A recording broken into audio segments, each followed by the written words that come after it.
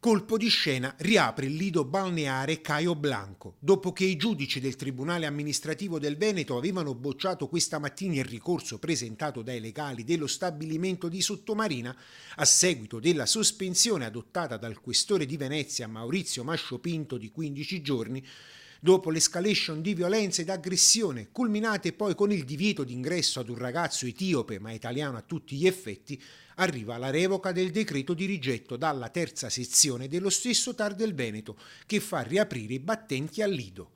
Le motivazioni, così scrivono i giudici, sono dettate dalla irreparabilità dei costi contrattuali sostenuti e dai correlati mancati incassi per eventi già programmati fino al 22 agosto prossimo, non recuperabili visto che l'udienza in tribunale è fissata per l'11 settembre e dunque nella fase conclusiva della stagione balneare con enormi perdite.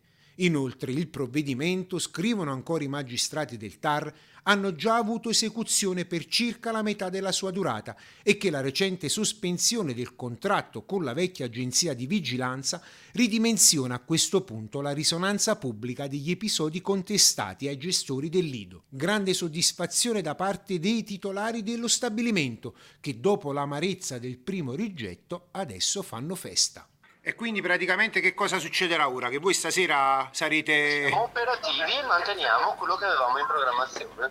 Se ci saranno degli errori che poi verificherà più avanti la giustizia nei confronti di questi buttafuori che hanno agito autonomamente, quello è una cosa di cui io non voglio mettere bocca perché non c'ero, non ho visto e quindi è una questione tra la ragazza e queste persone. Tu comunque confermi che la vigilanza sono stati cacciati. Ora c'è... Assolutamente, io questa sera ho una nuova agenzia qua che lavora.